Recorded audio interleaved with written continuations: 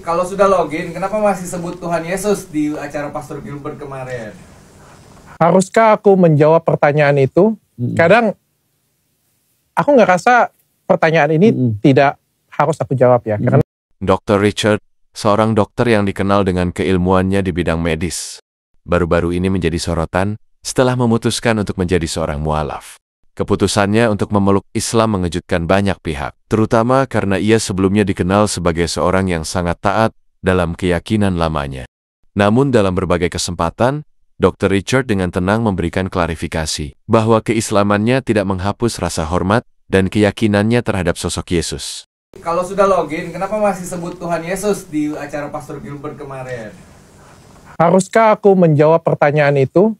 Kadang aku nggak rasa pertanyaan ini tidak harus aku jawab ya. Karena ketika aku menjawab suatu pertanyaan tapi menyakitin orang lain, menurutku lebih baik aku tidak menjawab.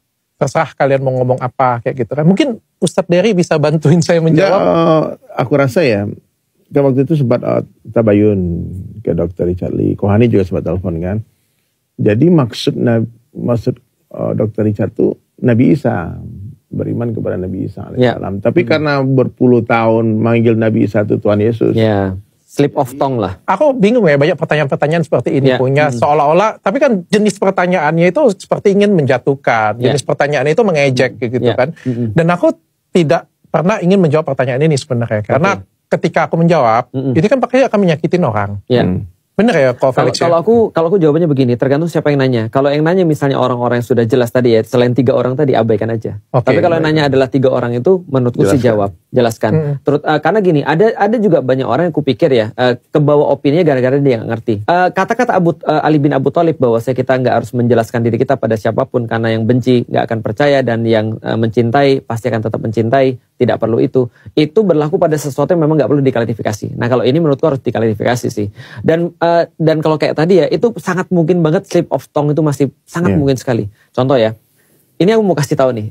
Aku pas masuk Islam, tahu nggak di Palembang di Kolne Atmo, Gereja Hati Kudus, Saverius Maria? Tahu ya? Tahu. Aku kan sekolah SMP Saverius Maria. Tiap kali aku kesana itu ada gambar Yesus tuh. Gede itu, Ustadz. Terus ada di situ, datanglah kepadaku siapapun yang berbeban berat gitu. Aku ngeliat wajahnya Yesus hampir tiap hari tuh ceritanya di depan itu. Ketika aku masuk Islam, ya kan kita tahu konsep dulu tentang Tuhan kan bukan Allah. Betul. Ya kan ya. Nah ketika aku bilang Allahu Akbar, itu kepalaku kepikiran gambar itu. Yang kulihat tiap hari itu pas ke sekolah. Itu 3 bulan baru bisa hilang. Nah itu namanya pembiasaan. Kan kita kan pembiasaan kan nggak mudah. Nggak mudah banget. Ngomong juga perlu pembiasaan. Termasuk kadang-kadang juga aku sering salah. Contoh misalnya kayak gini ya. Itu untungnya nggak direkam. Aku lagi jelasin tentang Yesus atau Nabi Isa gitu kan ya, tentang Yesus Kristus atau Nabi Isa. Terus kemudian ngomong di depan Tuhan.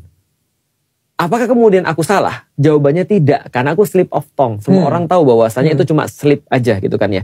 Sama itu yang paling banyak ditanya orang tuh, Dok. Itu kenapa foto di gereja kan sudah Islam? Oh itu aku udah jawab Pak Ustadz. Karena kan itu sebenarnya foto di Barcelona di Sagrada Familia tahun 2022 sebenarnya.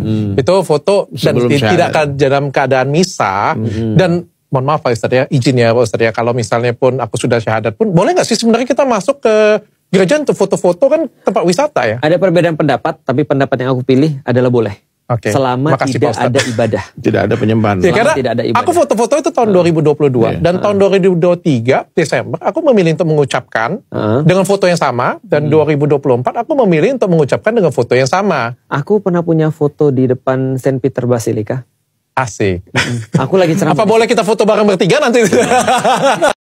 Dalam podcast Densu, Ustadz Dery juga menegaskan kebenaran bahwa beliau memang sudah resmi menjadi mualaf. Tabarakallah. Apakah itu benar? Benar. Dr. Richard Lee, memang beliau sejak 2 tahun lalu sebetulnya. Dia waktu di Palembang ketemu aku, dia mau bantu bangun masjid. Cuman aku bilang sama dia, kalau bantu bangun masjid sementara non-muslim dapat manfaat dunia saja. Gitu. Tapi kalau dengan login dulu masuk ucap syahadat, dunia akhirat manfaatnya. Sambil guyon bercanda kan. Habis itu lagi live TikTok, aku iseng-iseng bilang, ayo dong Dok, ikuti saya gitu. Kayak yang lainnya bercanda-bercanda kan. Ucapin asyhadu alla ilah, boleh diikuti. Boleh, boleh tenang Gak aja. apa-apa. Saya udah pernah. Jangan takut. Ya, jangan takut. Maksudnya orang kadang-kadang gini loh, maaf ya. Orang pikir kalau dengan mengucapkan itu dia otomatis Muslim. No. Islam itu akan jadi ketika orang declare I'm Muslim. Ketika diucapkan asyhadu alla ilaha illallah wa asyhadu anna muhammadar rasulullah berjuta kali, tapi dia katakan aku Kristen. Tetap dia Kristen.